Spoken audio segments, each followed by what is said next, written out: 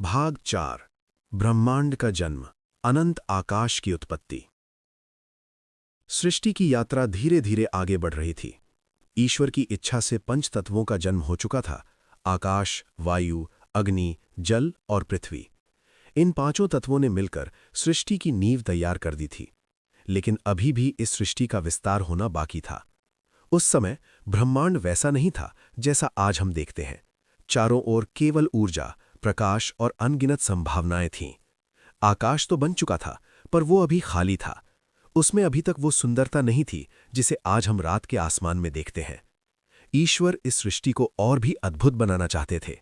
वे चाहते थे कि ये ब्रह्मांड सिर्फ एक खाली स्थान न हो, बल्कि एक ऐसी दुनिया बने जहां अनगिनत तारे चमके, ग्रह जन्म लें और अनंत आकाश गंगाएं अपनी सुंदरता से पूरे ब्रह्मांड को सजा दें। धीरे धीरे समय बीतने लगा। उस अनंत आकाश में ऊर्जा की हलचल बढ़ने लगी। वायु तत्व की गति और अग्नि तत्व की ऊर्जा ने मिलकर आकाश में विशाल गैसों के बादल बना दिए। ये गैसों के बादल बहुत बड़े थे, इतने बड़े कि उनमें हजारों पृथ्वियां समा सकती थीं। ये बादल पूरे आकाश में तैरते रहते थे और धीरे धीरे घूमते रहते थे। समय के साथ साथ ये गैसें एक जगह इकट्ठी होने लगीं। जब ऊर्जा और गुरुत्वाकर्षण की शक्ति ने उन्हें खींचा तो वे और भी घनी होने लगीं। धीरे धीरे इन गैसों के भीतर गर्मी बढ़ने लगी।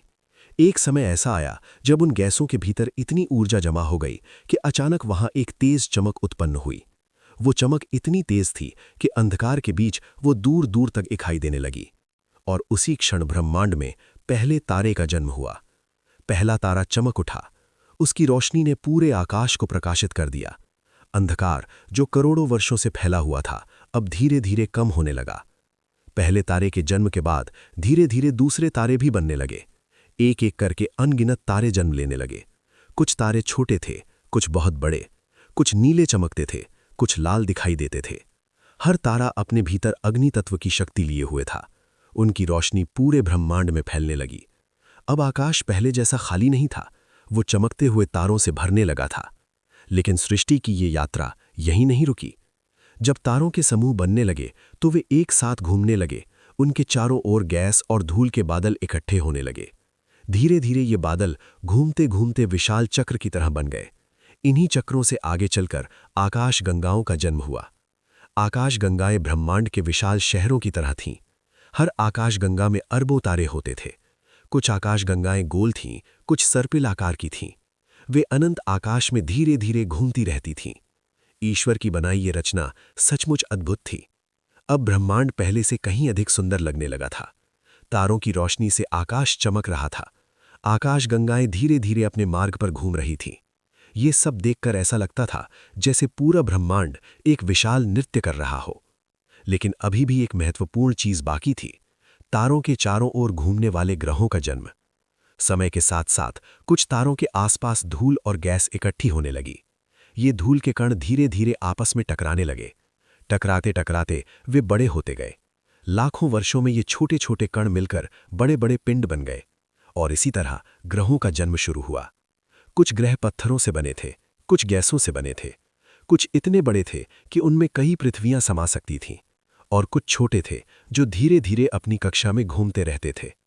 अब ब्रह्मांड में एक नई व्यवस्था बनने लगी थी।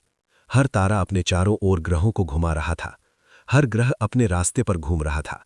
सब कुछ एक अद्भुत संतुलन में चल रहा था। ईश्वर ने इस पूरे ब्रह्मांड को ऐसे नियमों से बांधा था कि कोई भी चीज अपनी सीमा से बाहर न जाए। इसी व्यवस्था ने ब्रह्मांड को स्थिर बनाए रखा।